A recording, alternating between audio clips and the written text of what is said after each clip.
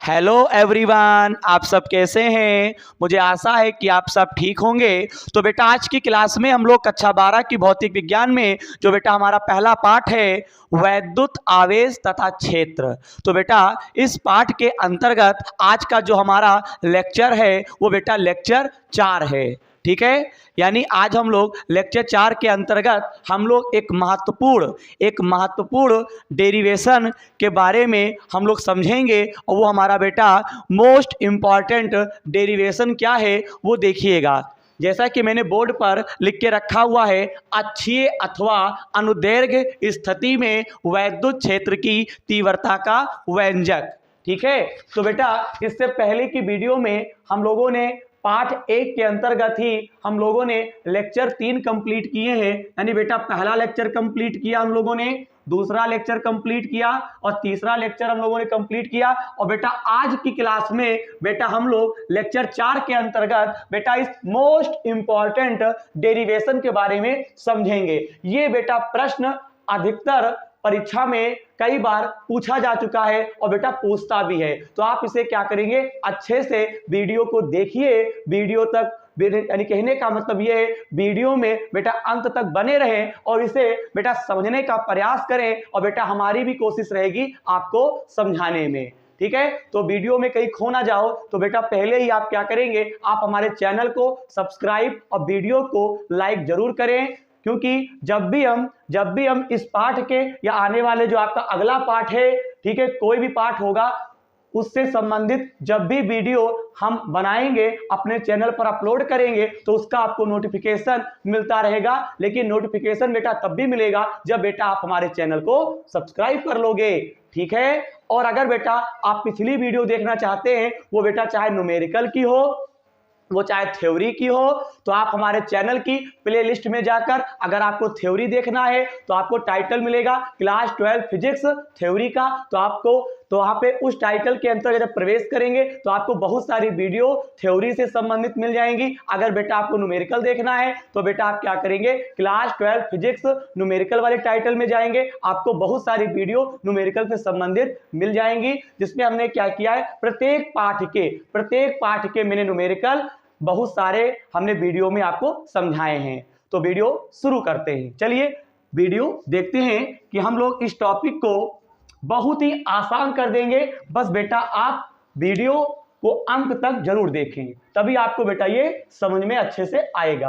अब बेटा देखिएगा, जैसा कि मैंने लिख के रखा हुआ है, अक्षीय अथवा अनुदैर्घ्य स्थिति में वैद्युत क्षेत्र की तीव्रता का व्यंजक। बेटा या तो प्रश्न में कहेगा अक्षीय या तो प्रश्न में कहेगा अनुदैर्घ्य। कभी कभी क्या होता है कि अक्षीय एक शब्द है, यहाँ पे अक्षीय, तो बेटा अक्षीय शब्द जो है ये अधिकतर बच्चों को याद रहता है, लेकिन ये अनुदैर्घ्य जो यहाँ पे पॉइंट मैंने लिख के रखा हुआ है ये अधिकतर बच्चों को याद नहीं रहता है। तो बेटा मेरा मानना यही रहेगा कि आप अनुदैर्घ्य और अक्षीय इन दोनों बिंदुओं को, यानी इन दोनों पॉइंटों को आप अच्छे से याद रखेंगे कि अगर अक्षीय कहेगा तब भी यही हमको हल करके आना है, अगर अनुदैर्घ्य कहेगा तब भी यही हल करके आना है। लेकिन यहाँ पे एक शब्द है लेकिन का, यानी वैद्युत क्षेत्र की तीव्रता का व्यंजक कहेगा तभी आप ये डेरिवेशन करके आएंगे। ठीक है, तो इस डेरिवेशन को करने के लिए सबसे पहले जो अहम बात है वो हमें चित्र पता होना चाहिए, क्योंकि बेटा चित्र के माध्यम से ही इस डेरिवेशन को अच्छे से हम लोग कंप्लीट करेंगे। तो बेटा देखिएगा, यहाँ पे एक हम चित्र आपके सामने बना रहे हैं, वो देखिएगा बेटा, एक चित्र हम यहाँ पे आपके सामने बना रहे हैं। आप इस चित्र को अच्छे से देखिए और कॉपी पे बनाइएगा। तो यहाँ पे देखिएगा बेटा, यहाँ पे हमने क्या किया है, एक हम निकाय मान लेते हैं। यहाँ पे देखिएगा, इस निकाय का बेटा हमने एक मध्य बिंदु ले लिया है, यहाँ से लेकर यहाँ तक की दूरी बेटा हमने L कह दी है। देखिएगा बेटा, इधर की दूरी को भी बेटा हमने L मान लिया है। अब बेटा देखिएगा, यहाँ पे इसी ओर एक बेटा हमने बिंदु P ले लिया है।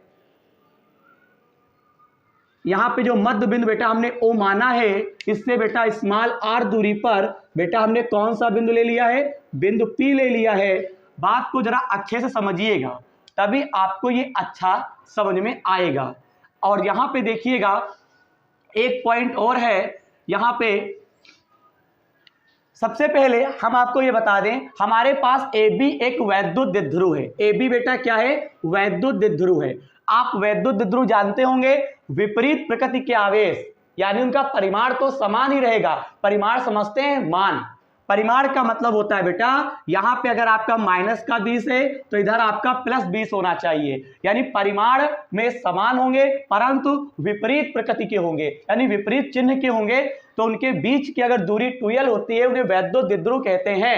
यानी ऐसा निकाय जिस पर विपरीत प्रकृति के आवेश एक दूसरे से 2l दूरी पर स्थित हो उसे क्या कहते हैं? वैद्युत द्विध्रुव कहते हैं। नहीं समझे? देखिए बेटा, ऐसा निकाय जिस पर विपरीत प्रकृति के आवेश एक प्लस एक माइनस ये एक दूसरे से अगर 2l दूरी पर स्थित होते हैं तो उसे कहते हैं वैद्युत द्विध्रुव। ये मैंने आपको पिछली क्लास में मैंने पढ़ाया है। दूसरी चीज बेटा देखिएगा, दूसरी चीज देखिएगा, यहां पे क्या समझने वाला है, अगर इन दोनों के बीच की दूरी 2l है, अगर 2l है तो बेटा अगर A और B के बीच में अगर हम एक मध्य बिंदु मान लें, मध्य बिंदु समझते हो तो बताओ, 2l को हम दो भागों में तोड़ के लिख सकते हैं। एक तरफ बेटा हम l लिख सकते हैं और एक तरफ हम बेटा फिर l लिख सकते हैं। बताइए 2l को हम क्या लिख सकते हैं? दो बार तोड़ के 2l को हम l लिख सकते हैं। तो यहां पे बेटा O से लेकर A तक यहां पे हम क्या लिख सकते हैं? l लिख सकते हैं और O से लेकर B तक भी हम l लिख सकते हैं। यानी 2l का हमने आधा कर दिया तो एक l इधर आ गया, एक l इधर आ गया। बताइए ये बात समझ में आपको आ रही है? वीडियो को लाइक जरूर करिएगा, इस वीडियो को अपने दोस्तों में शेयर जरूर करिएगा। इस वर्ष कक्षा 12 की भौतिक विज्ञान का संपूर्ण हल हमारे चैनल के माध्यम से आपको बेटा करवाया जाएगा। अब देखिए बेटा यहाँ पे क्या करने वाले हैं, यहाँ पे देखिएगा, ये तो आपको मालूम ही है AB एक वैद्युत द्विध्रुव है जिसका मध्य बिंदु हमने O ले लिया है। अब बेटा O से हमने R दूरी पर एक बिंदु P हमने ले लिया है जिस पर बेटा हमको क्या निकालना है? वैद्युत क्षेत्र की तीव्रता निकालना है। बेटा अगर अक्षीय स्थिति में, अनुदैर्घ्य स्थिति में कहता है तो बेटा इस तरफ यानी क्षैतिज में आपको क्षैतिज रेखा में आपको क्या करना होता है? वैद्युत क्षेत्र की तीव्रता को निकालना होता है। बेटा देखिए अक्षीय स्थिति का मतलब होता है यानी क्षैतिज रेखा में। अगला जो हमारा बेटा लेक्चर रहेगा वो रहेगा निरक्षीय स्थिति में। निरक्षीय को बोलते अनुप्रस्थ। उस लेक्चर में यानी कि जो हमारा लेक्चर यहाँ पे 5 रहेगा, उस लेक्चर में हम लोग क्या कवर करेंगे? निरक्षीय स्थिति में वैद्युत क्षेत्र की तीव्रता का व्यंजक ज्ञात करेंगे। तो बेटा अगर निरक्षीय ज्ञात करना होता है, निरक्षीय का एक नाम और भी है अनुप्रस्थ। अगर अनुप्रस्थ या निरक्षीय कहता है तो हम क्या करते हैं? ऊर्ध्वाधर में हम क्या करते हैं? वैद्युत क्षेत्र की तीव्रता के लिए बिंदु P मान लेते हैं। निरक्षीय स्थिति में अगर बेटा ज्ञात करना होता है तो हम क्या करते हैं? ऊर्ध्वाधर रेखा में ऊपर की ओर बिंदु P मान लेते हैं और वैद्युत क्षेत्र की तीव्रता निकाल लेते हैं। लेकिन अक्षीय स्थिति में या अनुदैर्घ्य स्थिति में हम क्या करते हैं? क्षैतिज रेखा में यहाँ पे बिंदु P मान लेते हैं और हम क्या करते हैं? वैद्युत क्षेत्र की तीव्रता निकाल लेते हैं। ये बात आपके दिमाग में जानी चाहिए। क्षैतिज रेखा में अक्षीय स्थिति, और सुनिएगा क्षैतिज रेखा में आपका क्या होता है बेटा? अक्षीय स्थिति होता है। और सुनिएगा ऊर्ध्वाधर रेखा में आपका क्या हो जाएगा? अनुप्रस्थ स्थिति हो जाएगा, यानी कि निरक्षीय स्थिति हो जाएगा। मुझे उम्मीद है कि इन दो बातों को आप अच्छे से समझ गए होंगे।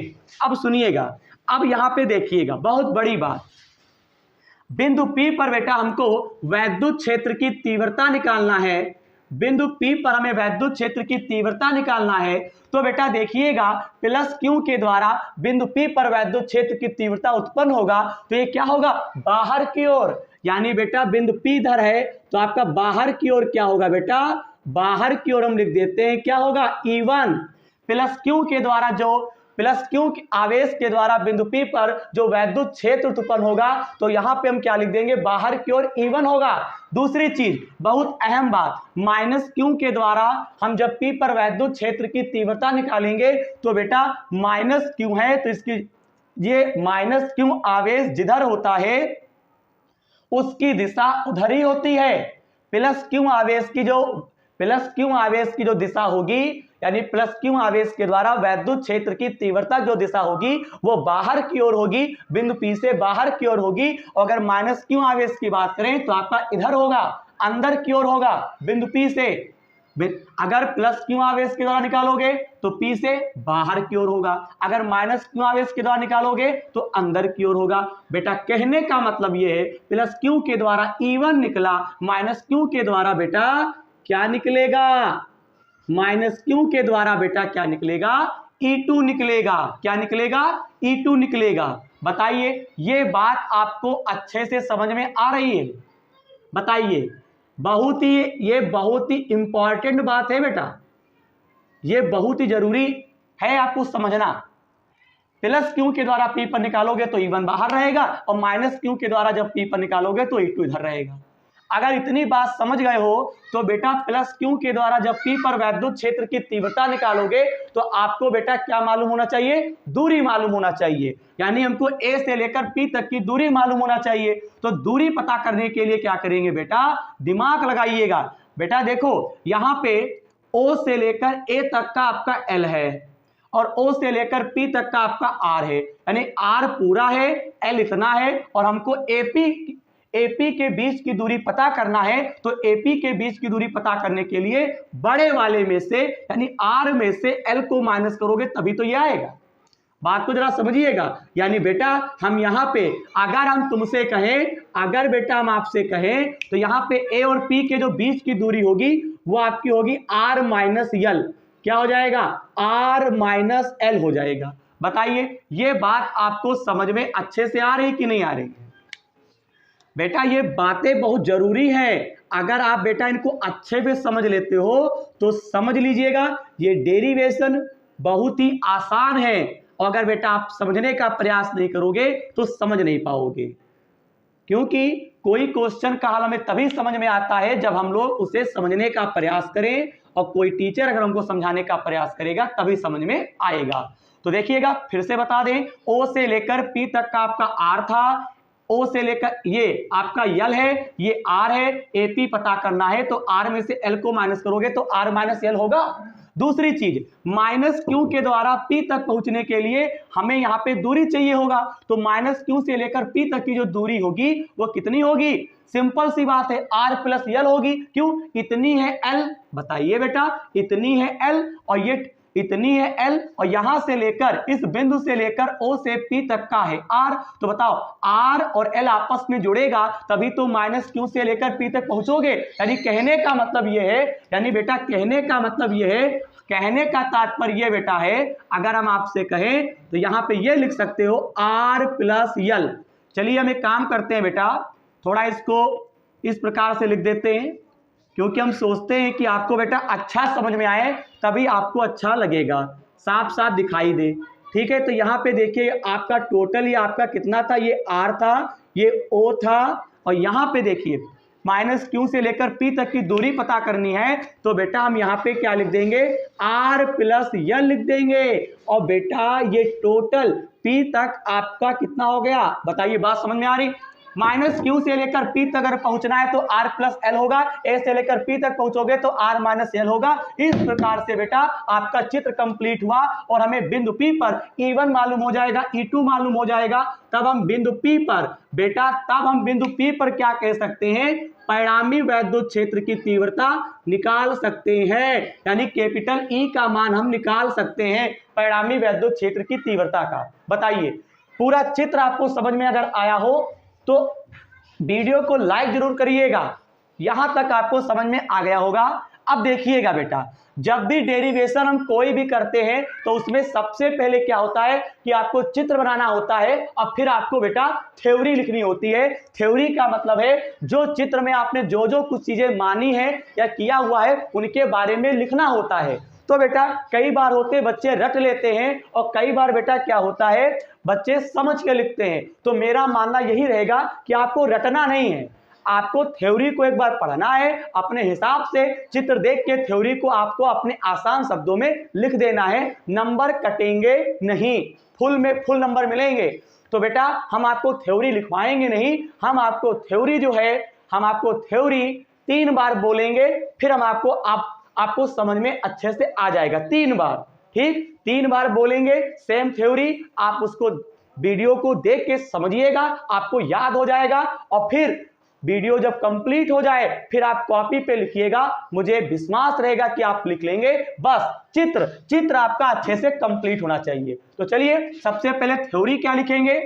जब भी फिजिक्स में थ्योरी लिखते हैं तो पहले माना लिखते हैं, डेरिवेशन में क्या लिखते हैं, माना। अब सुनिएगा क्या लिखेंगे, माना ए बी, बेटा देख रहे हो, माना ए बी एक वैद्युत द्विध्रुव है। क्या है, वैद्युत द्विध्रुव है जिसका परावैद्युतांक कैपिटल के है। कोई माध्यम जरूर होगा तभी बोलेंगे परावैद्युतांक कैपिटल के है। बताइए, जिसके ए सिरे पर प्लस क्यू आवेश तथा बी सिरे पर माइनस क्यू आवेश स्थित है।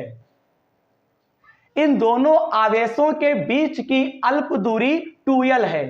बताइए, एक एल इतना हो गया, एक एल इतना हो गया तो 2l हो गया। दोनों के बीच की अल्प दूरी 2l है। यहां तक बात समझ में आ रही होगी। माना वैद्युत द्विध्रुव का मध्य बिंदु कैपिटल O है, मध्य बिंदु कैपिटल O है। मध्य बिंदु O से r दूरी पर एक बिंदु P है, या बोल सकते हो मध्य बिंदु O से r दूरी पर अक्षीय स्थिति में एक बिंदु P है, जिस पर हमें वैद्युत क्षेत्र की तीव्रता ज्ञात करनी है। बताइए, ये बात आपको समझ में आ रही है। वैद्युत क्षेत्र की तीव्रता ज्ञात करनी है, इतनी थ्योरी आप लिख लेंगे। अब क्या लिखेंगे, अतः प्लस क्यू आवेश से बिंदु P तक की दूरी r माइनस यल तथा माइनस क्यू आवेश से बिंदु P तक की दूरी r प्लस यल होगी। इनकी संगत तीव्रताएं E1 तथा E2 हैं। इतनी आपको थ्योरी लिखनी है। तो मैंने पहली बार बोला है थ्योरी, अब हम दूसरी बार थ्योरी फिर वीडियो में बोलते हैं। माना AB एक वैद्युत द्विध्रुव है जिसका परावैद्युतांक K है। परावैद्युतांक को K से लिखते हैं, कैपिटल, जिसका परावैद्युतांक K है, जिसके A सिरे पर प्लस क्यू आवेश तथा B सिरे पर माइनस क्यू आवेश स्थित है। दोनों आवेशों के बीच की अल्प दूरी 2l है, क्योंकि एक एल इधर एक एल इधर 2l है। माना वैद्युत द्विध्रुव का मध्य बिंदु O है, मध्य बिंदु O से स्मॉल r दूरी पर अक्षीय स्थिति में एक बिंदु P है, जिस पर हमें बेटा वैद्युत क्षेत्र की तीव्रता ज्ञात करनी है। बताइए, फिर इसी के आगे लिखेंगे, माना प्लस क्यू आवेश से बिंदु P तक की दूरी r माइनस यल तथा माइनस क्यू आवेश से बिंदु P तक की दूरी r प्लस यल है। इनकी संगत तीव्रताएं E1 व E2 है। हम इतनी लंबी थ्योरी बोल रहे हैं, आप इसको अपने हिसाब से लिखिएगा, ठीक है। छोटी बहुत आप लिख सकते हैं, ठीक है। थ्योरी से मत घबराइए। अब हम आपको 2 बार थ्योरी बोल चुके हैं, एक बार और रिवाइज करवाते हैं। यानी वीडियो देखने के बाद बेटा आपको पता चले कि हाँ हमने वीडियो देखी है, बहुत ही महत्वपूर्ण डेरिवेशन की। माना AB एक वैद्युत द्विध्रुव है जिसका परावैद्युतांक कैपिटल K है, जिसके A सिरे पर प्लस क्यू आवेश B सिरे पर माइनस क्यू आवेश स्थित है। दोनों आवेशों के बीच की अल्प दूरी 2l है। वैद्युत द्विध्रुव का मध्य बिंदु O है, मध्य बिंदु O से r दूरी पर अक्षीय स्थिति में एक बिंदु P है, जिस पर हमें वैद्युत क्षेत्र की तीव्रता ज्ञात करनी है। अतः प्लस क्यू आवेश से बिंदु P तक की दूरी r माइनस यल तथा माइनस क्यू आवेश से लेकर बिंदु P तक की दूरी r प्लस l होगी। इनकी संगत तीव्रताएं E1 व E2 है। मुझे उम्मीद है कि आप थ्योरी कॉपी पे अच्छे से लिख लेंगे। अब देखिएगा आगे का प्रोसेस क्या होने वाला है। अब यहां पे लिखेंगे प्लस क्यू के द्वारा P पर निकालेंगे और माइनस क्यू के द्वारा P पर निकालेंगे और देखते हैं कि इसमें क्या होने वाला है। तो बेटा देखिएगा, यहां पे लिखेंगे प्लस क्यू आवेश, प्लस क्यू आवेश के कारण, बेटा ध्यान दे, प्लस क्यू आवेश के कारण बिंदु बिंदु P पर वैद्युत क्षेत्र की बेटा यहां पे लिखेंगे तीव्रता, प्लस क्यू आवेश के कारण बिंदु P पर वैद्युत क्षेत्र की तीव्रता। बेटा मैंने आपको पिछले लेक्चर में एक डेरिवेशन सिखाया था, जिस लेक्चर में हमारा कूलाम का नियम था, उसी में वैद्युत क्षेत्र की तीव्रता का फार्मूला होता है 1/4π के, और यहाँ पे आपका होता है Q/r²। वहां पे के मैंने प्रूफ नहीं करवाया था, यानी के आपको हटा दिया गया था। तो ये डेरिवेशन आपको करवाया जा चुका है पिछली वीडियो में, E बराबर 1/4π और Q/r²।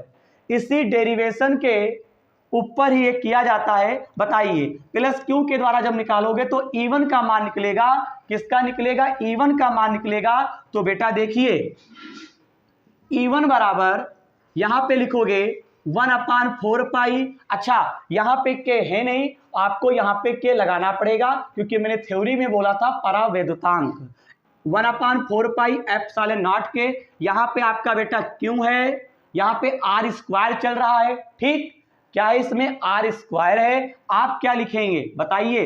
प्लस क्यू के द्वारा जब तुम P पर निकालोगे तो इनके बीच की दूरी r-l है, वहां पे r दूरी थी तो r² हो गया, और प्लस क्यू के द्वारा P पर निकालोगे तो दूरी कितनी है? r-l है। तो बेटा यहां पे लिखोगे r-l का होल ऑफ स्क्वायर। बताइए ये बात आपको समझ में आ रही है? r-l का होल ऑफ स्क्वायर।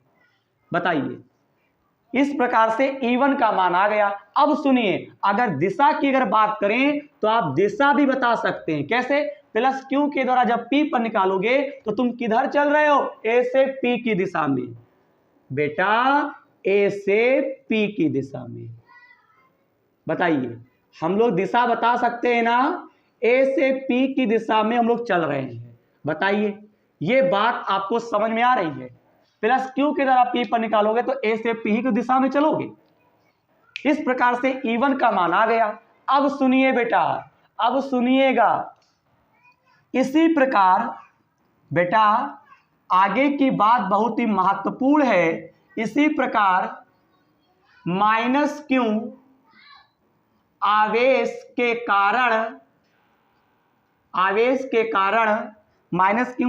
के कारण बिंदु P पर बेटा क्या निकालेंगे?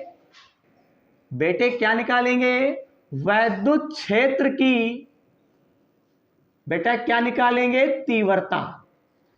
इसी प्रकार -q आवेश के कारण बिंदु P पर वैद्युत क्षेत्र की तीव्रता। अब सुनिए इसी प्रकार से निकलेगा E बराबर यहां पे बेटा आप क्या मानेंगे? बेटा E2 मानेंगे 1/4π के। क्यों लिख देंगे? वहां पे -q के द्वारा जब P पर निकालोगे तो दूरी कितनी है? r+l है। तो बच्चे यहां पे लिखेंगे r+l का होल ऑफ स्क्वायर। रही बात बेटा दिशा की, अगर दिशा की अगर हम बात करें तो ये बताओ E2 की दिशा -q आवेश की ओर है, यानी तुम P से B की ओर आ रहे हो। बताइए तो यहां पे लिखोगे दिशा की अगर बात करें E2 -q के द्वारा P पर निकालोगे, दिशा किस ओर है? E2 की -q आवेश की ओर है। तो P से आप किधर आ रहे हो? B पर। तो यहां पे P से B की दिशा, यहां पे आप में लिख सकते हो A से P की दिशा में या P से B की दिशा में, और अच्छा हो जाएगा। यहां तक बेटा आपको अच्छे से क्लियर है? बेटा अगर वीडियो अच्छी लगे बेटा चैनल को सब्सक्राइब और वीडियो को लाइक जरूर करिएगा। अगर वीडियो पसंद आ रही हो स्क्रीनशॉट ले लीजिए। अब हम इसके आगे हल करेंगे, जल्दी जल्दी स्क्रीनशॉट ले लीजिए बेटा। चलिए अब हम आपको इसी के आगे हल करवाने जा रहे हैं। देखिएगा, देखिए बेटा कैसे हल होगा वो हम आपको समझाने जा रहे हैं। बेटा अब यहां पे E1 और E2 का मान निकल के आ चुका है। अब हम बेटा क्या करेंगे? परिणामी निकालेंगे। किस पर? बिंदु P पर। अब परिणामी कैसे निकलेगा, सुनिए बेटा, बिंदु P पर जब तुम E का मान निकालोगे परिणामी, तो एक विशेष बात यह है कि E1 है उधर, सुनियो E1 है बेटा इधर और E2 है इधर, तो एक इधर है और एक इधर है, तो उन दोनों की दिशाएं क्या है बेटा, विपरीत हैं। और अगर दिशाएं विपरीत हैं तो यहां पे E1 में से E2 को माइनस कर देंगे। अब बच्चों के दिमाग में ये होगा, सर E1 में से E2 को ही क्यों माइनस करेंगे, हम E2 में से E1 को ही तो माइनस कर सकते हैं, बताइए। यानी E1 में से E2 को ही क्यों माइनस करेंगे, सर हम ये भी तो लिख सकते हैं E बराबर E2 में से E1 को माइनस कर सकते हैं, बताइए। हाँ, आपकी बात भी सही है। अब पूछने का तरीका तो बहुत ही करेक्ट है, क्यों, ऐसा क्यों है, हम यही क्यों करेंगे, ये नहीं करेंगे, ऐसा क्यों, क्योंकि बेटा यहां पे देखिएगा, यहां पे देखिएगा बेटा, यहां पे देखिएगा, प्लस क्यों के द्वारा तुम P पर जब वैद्युत क्षेत्र की तीव्रता निकाल रहे हो तो E1 का मान आता है, जैसा कि मैंने निकाल के रखा हुआ है। तो बेटा प्लस क्यों के द्वारा P पर निकालोगे तो प्लस क्यों आवेश ज्यादा नहीं चार्ज है नहीं, आवेश ज्यादा नहीं है, तो प्लस क्यू के द्वारा P पर निकालोगे तो E1 का मान ज्यादा होगा, और माइनस क्यू के द्वारा जब तुम P पर निकालोगे तो E2 का मान कम होगा, क्योंकि ये माइनस क्यू आवेश है। तो बताइए E1 में से E2 को माइनस करोगे तभी तो, क्योंकि E1 का मान क्या है, ज्यादा है और E2 का मान कम है, इसीलिए E बराबर E1 माइनस E2 लगाओगे। बिंदु P पर जब परिणामी निकालोगे E2 में से E1 को माइनस नहीं करोगे, तो ये गलत, ये आपको करना होगा। तो मुझे उम्मीद है ज्यादा बात ना करते हुए हम आगे बढ़ते हैं। अब हम लोग बेटा परिणामी निकालेंगे, ठीक, क्या निकालेंगे बेटा, परिणामी वैद्युत क्षेत्र की तीव्रता हम लोग निकालेंगे, ठीक। तो आपको हिंदी लिखनी पड़ेगी, तो हिंदी हम बेटा लिख देते हैं, और वो हिंदी क्या रहेगी वो बेटा देखिए, बहुत छोटी है, चूंकि E1 व E2, चूंकि E1 व E2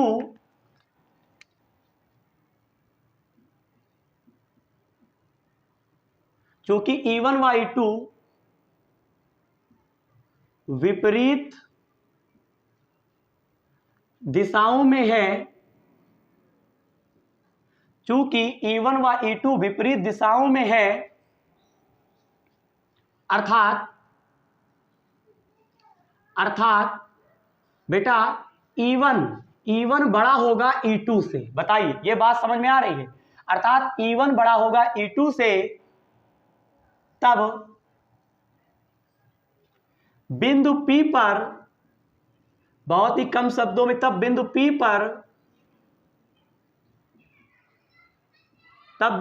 पर परिणामी वैद्युत क्षेत्र की बेटा क्या लिख देंगे, तीव्रता, बताइए। यहां पे हिंदी लिखी गई, चूंकि E1 व E2 विपरीत दिशाओं में है, अर्थात E1 बड़ा है किससे, अरे जी के सामने कोई नहीं, वो है छोटा, देखिए कोई नहीं, E2 क्या है, तो E2 छोटा है, E1 क्या है, बड़ा, उसके सामने मुंह खुला हुआ है भैया। तब बिंदु P पर परिणामी वैद्युत क्षेत्र की तीव्रता, तो यहां पे देखिएगा, अब हम लोग यहां पे बेटा क्या करने वाले हैं वो देखिए, यहां पे लिखेंगे E बराबर E1 माइनस E2 लिख देंगे।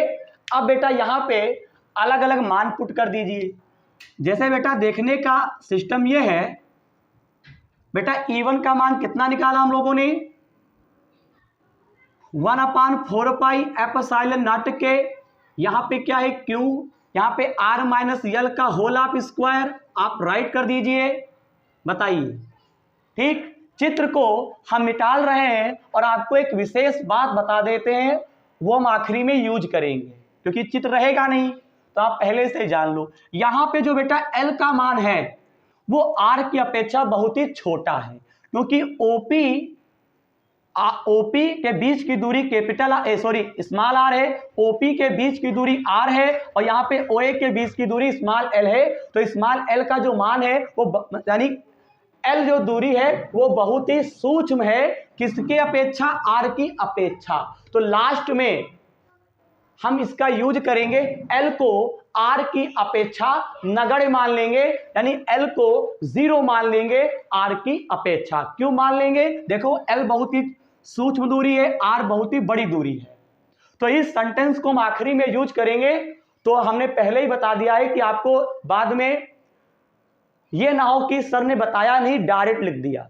ठीक, अब हम इस चित्र को मिटाले दे रहे हैं। ठीक, बात समझ ही गए हो कि आगे हम लोग क्या करेंगे, स्मॉल एल को स्मॉल आर की अपेक्षा हम नगण्य मान लेंगे। ठीक, आगे देखिए, E1 का मान पुट कर देंगे बेटा। E2 का मान 1/4 पाई एप्सिलॉन नॉट के, और यहां पे क्यों बेटा राइट करोगे, ये डेरिवेशन पेपर के लिए मोस्ट इंपॉर्टेंट है। ठीक, अधिकतर परीक्षा में पूछा जाता है, वो आपका चाहे यूपी बोर्ड हो, चाहे राजस्थान बोर्ड हो, चाहे जो भी आपका बोर्ड हो। तो इस डेरिवेशन को अच्छे से समझिएगा। E1 का मान पुट कर दिया, E2 का मान पुट कर दिया। अब बेटा बहुत बड़ी बात इसमें यह है, 1/4 पाई एप्सिलॉन नॉट के, और क्यों, इसमें भी वही है, इसमें भी वही है, दोनों में बेटा आपका कॉमन है। दोनों में क्या है बेटा? कॉमन है। तो यहां पे r माइनस यल का होल ऑफ स्क्वायर बचेगा, ये चीज कॉमन हो गई, माइनस का निशान बेटा r प्लस यल का होल ऑफ स्क्वायर, ये हो जाएगा इस प्रकार से। जब बेटा कॉमन हो चुका, अब बेटा हम इसमें क्या करेंगे, कैची गुणा करेंगे। कौन सी गुणा करेंगे? कैची, सुना होगा। r प्लस यल का होल ऑफ स्क्वायर एकम, r प्लस एल का whole of square, r minus L का होल ऑफ स्क्वायर एकम, r माइनस एल का होल ऑफ स्क्वायर। बताइए समझ में आ रहा है? थोड़ा आपको साइड में समझा दे, वरना आप शिकायत करोगे।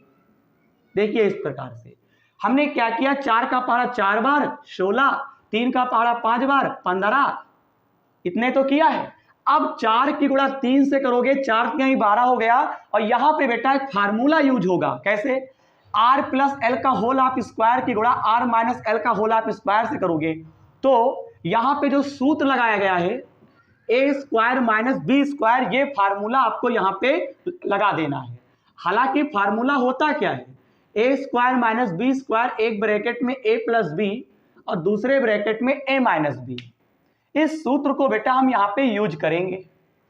कैसे? देखिए, मान लेते हैं कुछ देर के लिए इन पर स्क्वायर नहीं है। क्या नहीं है? स्क्वायर। अब यहां पे a plus B A minus B लिखा हुआ है। अगर a प्लस बी और a माइनस बी है, या फिर एक काम करते हैं, पहले हम लिख दें, पहले हम लिख देते हैं। तो बताइए, इनकी गुणा इनसे करोगे तो गुणा मत करो। ऐसे r प्लस एल का होल ऑफ स्क्वायर एक कम लगा दिए, इसकी इससे कर दें, इस चीज से करेंगे। तो बेटा हम पहले लिख देते हैं r माइनस एल का whole of square, r plus L का होल ऑफ स्क्वायर। और यहाँ पे बेटा हम लोग क्या करेंगे, वो देखिए बेटा, यहाँ पे हम लोग क्या करेंगे, इस प्रकार से कर देंगे। पहले हमने गुणा नहीं किए, हमने प्लस वाले को माइनस के साथ में लिख दिया है, तभी आपको मजा आएगा समझने में। अब आगे का जो बेटा प्रोसेस है वो हमारा क्या रहेगा, हम ऊपर का मिटाल रहे हैं, जल्दी नोट करिए, स्क्रीनशॉट लीजिए। काफी बड़ा डेरिवेशन है, एक एक बात पे हम चर्चा कर रहे हैं, जैसे कि आपको वीडियो के अंदर बहुत ही अच्छा समझ में आपको आए। देखिएगा, अब सुनिए बेटा, यहाँ पे इसके आगे की जो बेटा कैलकुलेशन है वो देखिए, 1/4 पाई एप्सिलॉन नॉट के, और यहाँ पे आपका क्यों चल रहा है बेटा। बहुत बड़ी बात यह है, यहाँ पे हम 3 सूत्र यूज करेंगे। हम तीनों फार्मूले यहाँ पे बोर्ड पर लिख देते हैं। एक तो ये फार्मूला हो गया, एक आपका होता है a माइनस बी का होल ऑफ स्क्वायर, या a प्लस बी का देख लो, a square plus B square plus का बेटा 2ab। बेटा एक फार्मूला आपका और भी होता है, a माइनस बी का whole of square, a square plus B square minus का 2ab। बेटा ये आपके पास 3 फार्मूले मैंने लिख के रखे हुए हैं। अब बेटा देखिएगा, बेटे ध्यान दो, अब देखिएगा इन तीनों सूत्रों का यहां पे यूज होगा कैसे, वो हम आपको बताते हैं। पहले तो हम इस सूत्र का यूज करने जा रहे हैं। देखिए a प्लस बी का होल ऑफ स्क्वायर है, यहां पे r प्लस एल का होल ऑफ स्क्वायर है। a था तो a स्क्वायर है, आप क्या लिखोगे r स्क्वायर, क्या लिखोगे r स्क्वायर। यहां पे इन्होंने प्लस का निशान है सूत्र में, आप प्लस लगाओ। यहां पे b था तो b स्क्वायर है, आप क्या लिखोगे l स्क्वायर लिख दोगे। यहां पे इन्होंने क्या लिखा है 2ab, तो बेटा आप क्या लिखोगे 2rl। फिर यहां पे काहे का निशान, बेटा देखो ध्यान दो, r प्लस एल का whole of square, a plus B का होल ऑफ स्क्वायर, इसके बेस पे इसको ओपन किया गया है, यहां पे माइनस लगाया गया है, माइनस लगा दो। अब देखो बेटा r माइनस एल का whole of square, a minus B का होल ऑफ स्क्वायर, इसके बेस पर अब इसको ओपन करो।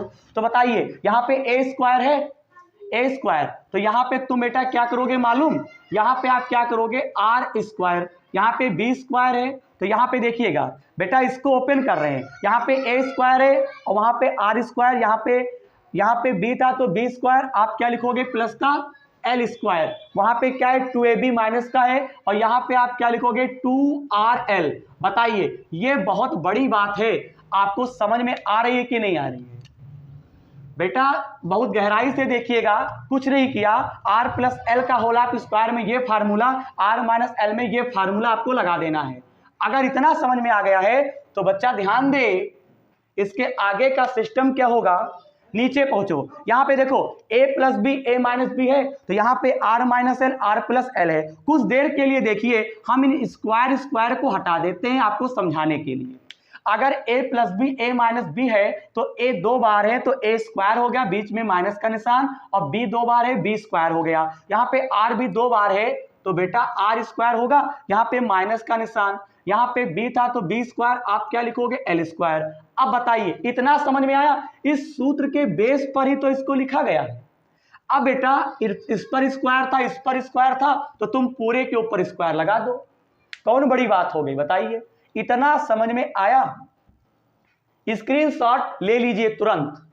अब बेटा देखिएगा, अब बेटा हम लोग इसके आगे क्या समझने वाले हैं, इसके आगे इसका हल और देखते हैं। एक एक पॉइंट पर बारीकी से ध्यान देंगे। E बराबर 1/4 पाई एप्सिलॉन नॉट के, यहां पे बेटा आप क्यों राइट करोगे r square l square 2rl। बेटा अगर माइनस का निशान है तो अंदर के सारे चिन्ह चेंज हो जाएंगे, तो यहां पे लिखेंगे r स्क्वायर, ये माइनस इसको क्या कर देगा बदल देगा। अगर ब्रैकेट के बाहर माइनस होता है, ब्रैकेट के अंदर जो भी चिन्ह के पद होंगे उनका चिन्ह चेंज हो जाएगा। माइनस का l स्क्वायर, ये माइनस इसको क्या कर देगा प्लस 2rl, पूरे पर बेटा बटा लगा दोगे, बटे में जो चल रहा था वही आपको बेटा लिख देना है। बेटा ये r स्क्वायर के सामने कोई निशान नहीं है, जिसके सामने निशान नहीं प्लस का, r स्क्वायर के सामने माइनस है, एक प्लस एक माइनस एक कैंसिल हो गया, l स्क्वायर प्लस का है, ये l स्क्वायर माइनस का है, कैंसिल हो गया।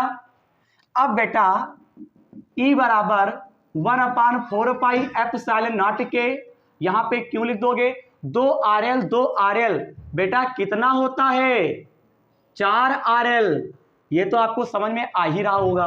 बटे में आपका है r square minus l square का होल ऑफ स्क्वायर। बताइए इतना आपको समझ में आया। वीडियो को लाइक जरूर करें और चैनल को सब्सक्राइब जरूर करें, क्योंकि इस वर्ष कक्षा 12 की भौतिक विज्ञान का संपूर्ण हल करवाया जाएगा, वो चाहे आपके न्यूमेरिकल हो, वो चाहे थ्योरी हो। अब बेटा देखिएगा इसके आगे, बेटा ये 4 लिखा है, 4 को हम तोड़ सकते हैं ना, 2 गुणे 2, 4 को आपको बेटा क्या करना है तोड़ लेना है। देखिएगा यहां पे क्यों लिख दिया, सबसे अहम बात यह है हमने 2 लिख दिया एक तरफ, हमने क्या किया 2ql एक तरफ कर दिया और 2r एक तरफ कर दिया, और बटे में जो था वही का वही हमने राइट कर दिया। ये समझे नहीं समझे, सिंपल सा कॉन्सेप्ट है। यहां पे 4 था, 4 को 2 2 में तोड़ लिए, q और l को पास ले आए और दो आर को एक तरफ ले गए। ऐसा इसलिए किया है बेटा क्योंकि वैद्युत द्विध्रुव आघूर्ण एक डिफिनीशन है, बेहद इंपॉर्टेंट है। तो उसमें बेटा एक फार्मूला होता है P बराबर 2QL। क्या होता है फार्मूला, आपने पढ़ा होगा, P बराबर 2QL। तो आपको 2QL को तोड़ना होगा। अब यहां पे बेटा हम करने क्या जा रहे हैं, E बराबर 1/4 पाई एप्सिलॉन नॉट के, और यहां पे 2QL के स्थान पे हम P लिख देंगे, और गुणे में आपका चल रहा है 2R, बटे में जैसा है वैसा हम लिख देंगे। बताइए इतना आपको समझ में आया। अब बेटा इसके आगे का देखिएगा, स्क्रीनशॉट ले लीजिए, बस थोड़ा ही बचा है कंप्लीट होने वाला डेरिवेशन। अब बेटा देखिएगा इसके आगे बेटा हम लोग क्या करने वाले हैं, वो बेटा ध्यान से देखो। इसके आगे हम लोग क्या करने वाले हैं बेटा, यहां पे एक सेंटेंस मैंने आपको जब चित्र मिटाल रहे थे, आप शुरुआत की देखिएगा, जिस समय चित्र मिटाल रहे थे उस समय मैंने एक आपको महत्वपूर्ण बात बताई थी। एल जो था वो सूक्ष्म था, किसकी अपेक्षा, आर की अपेक्षा। तो मैंने कहा था आपको एक महत्वपूर्ण हिंदी लिखनी है, एल को बेटा एक हिंदी यहां पे लिखनी है, एल को आर की अपेक्षा या फिर एल को आर की तुलना में, स्मॉल एल को आर की तुलना में बेटा नगण्य, एक शब्द आया नगण्य माना जा सकता है। यहां पे एक सेंटेंस लिखा है, एल को आर की तुलना में नगण्य माना जा सकता है, यानी बहुत ही सूक्ष्म माना जा सकता है एल को। तो नगण्य का मतलब हो गया जीरो। तो यहां पे एक पॉइंट है इस प्रकार से, यानी एल स्क्वायर छोटा है किससे, स्मॉल आर स्क्वायर पे छोटा है। तो यहां पे देखिएगा, तब हम यहां पे क्या लिख सकते हैं, L less than R, less than R. अब यहां पे जो डेरिवेशन हमारा इतना हुआ था उसी के आगे बेटा हम क्या करेंगे वो देखिएगा। ई बराबर यहां पे राइट करोगे, फिर ई बराबर 1/4 पाई एप्सिलॉन नॉट के, और यहां पे बेटा P और यहाँ पे 2R, इस L के स्थान पर हम क्या लिख देंगे, जीरो, और जीरो की घात 2 करोगे जीरो ही रहेगा, और बाहर क्या चल रहा है 2। अब देखिए इसके आगे की जो बेटा कैलकुलेशन है वो बहुत ही धाकड़ है। अब सुनिए, कैपिटल E बराबर 1/4 पाई एप्सिलॉन नॉट के, यहाँ पे P गुणे आपका 2R हो गया, ये वाला जीरो हट जाएगा, 2 की गुणा 2 से करोगे R की पावर 4 होगा मेरे भैया। इस R से बेटा, इस R से नीचे वाले एक R से कैंसिल हो गया, तो यहां पे बेटा एक डेरिवेशन निकल के आने वाला है, वो आपको जानना होगा। यहां पे E बराबर 1/4 पाई एप्सिलॉन नॉट के, और यहां पे आएगा 2P बटे R क्यूब, 2P बटे R क्यूब। एक सेंटेंस है वायु, यहां पे देखिएगा, चूंकि वायु तथा निर्वात के लिए कैपिटल K का मान 1 होता है। इस सेंटेंस को लिखने के बाद यहां पे हमारा डेरिवेशन आएगा, E बराबर 1/4 पाई एप्सिलॉन नॉट के स्थान पर 1 रखोगे तो एक हट जाएगा। तो डेरिवेशन आपका आ गया E बराबर 1/4 पाई एप्सिलॉन नॉट 2P बटे R क्यूब। हमने E का फार्मूला निकाला है अक्षीय स्थिति में वैद्युत क्षेत्र की तीव्रता का व्यंजक, तो मात्रक न्यूटन प्रति कूलाम होगा। कोई टीचर पूछ ले क्लासरूम में अक्षीय स्थिति में वैद्युत क्षेत्र की तीव्रता का व्यंजक क्या होता है, आप बताओगे E बराबर 1/4 पाई एप्सिलॉन नॉट 2P बटे R क्यूब। तो बेटा स्क्रीनशॉट ले लीजिए। मुझे उम्मीद है बेटा आज की क्लास में आपको अक्षीय स्थिति में या अनुदैर्घ्य स्थिति में वैद्युत क्षेत्र की तीव्रता का जो व्यंजक है इस प्रकार का डेरिवेशन आपको करवाया गया है और मुझे उम्मीद है कि आपको आज की वीडियो में बहुत अच्छे से समझ में आया होगा। तो हमारा अगला जो लेक्चर रहेगा वो अगला डेरिवेशन रहेगा हमारा उस वीडियो में निरक्षीय स्थिति में वैद्युत क्षेत्र की तीव्रता का। तो अंत में जाते जाते बेटा केवल यही कहेंगे, वीडियो में कुछ भी अच्छा लगा हो तो बेटा हमारे चैनल को सब्सक्राइब और वीडियो को लाइक करना ना भूलें। और बेटा इस वीडियो को अपने दोस्तों में शेयर जरूर करें, क्योंकि इस बार हम आपको कंप्लीट हल, वो चाहे थ्योरी हो वो चाहे न्यूमेरिकल हो, हमारे चैनल के माध्यम से करवाया जाएगा। धन्यवाद।